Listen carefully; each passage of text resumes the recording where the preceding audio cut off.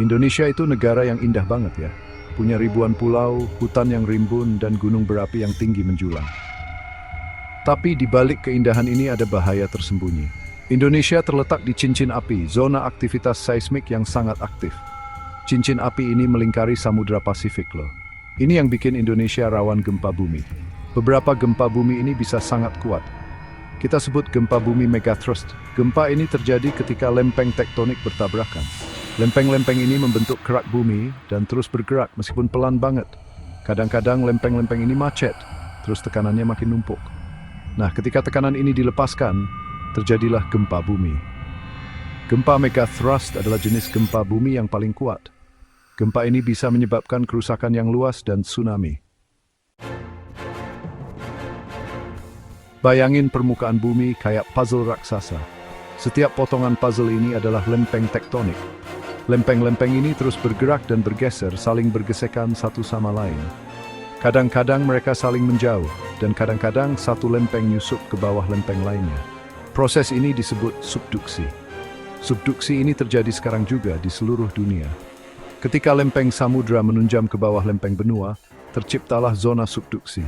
Zona inilah tempat terjadinya gempa megathrust. Lempeng-lempengnya saling mengunci dan tekanan besar pun menumpuk.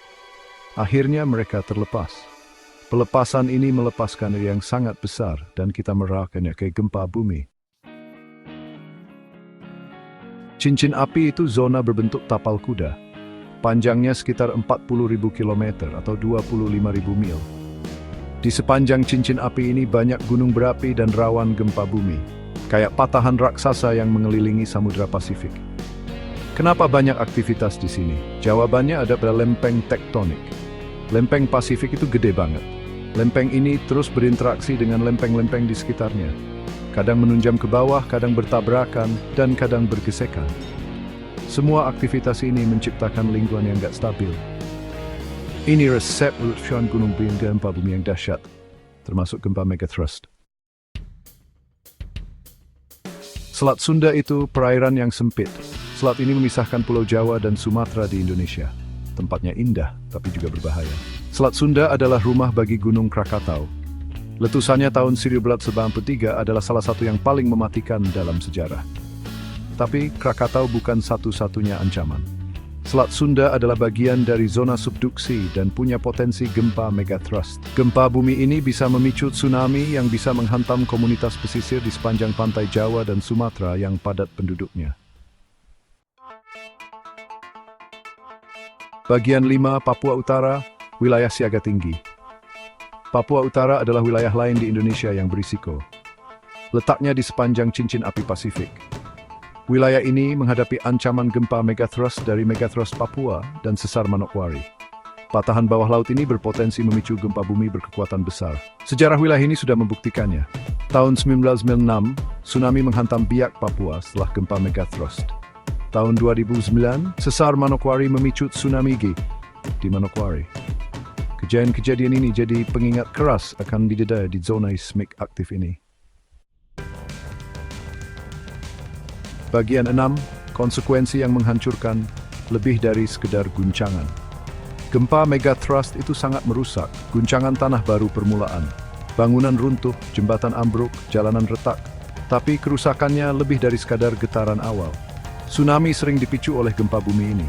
Tsunami bisa bergerak ribuan kilometer melintasi lautan dan menghantam garis pantai dengan kekuatan yang luar biasa, menyapu bersih seluruh komunitas. Tanah longsor juga jadi bahaya lain. Longsor bisa menimbun desa dan menutup jalan.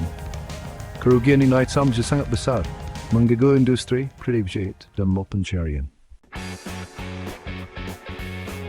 Bagian 7, sistem peringatan dini, pertahanan pertama kita. Kita nggak bisa menghentikan gempa bumi, tapi kita bisa bersiap. Sistem peringatan dini itu penting banget.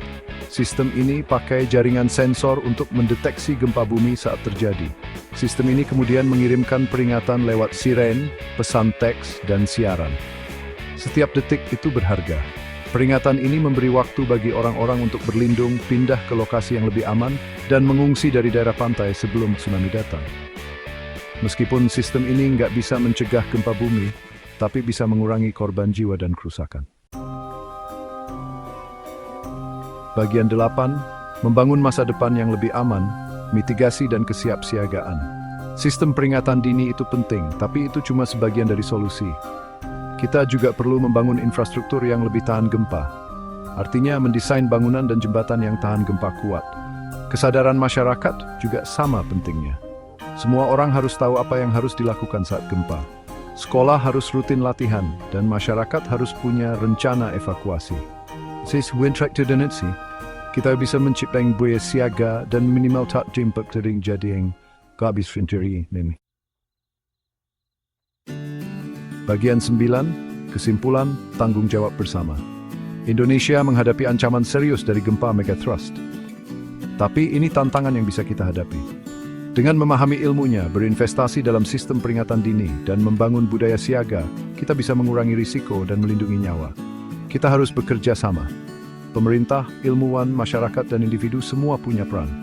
Dengan bertindak hari ini, lebih lebih aman untuk Indonesia dan memastikan negara yang indah ini terus berkembang untuk keindahan.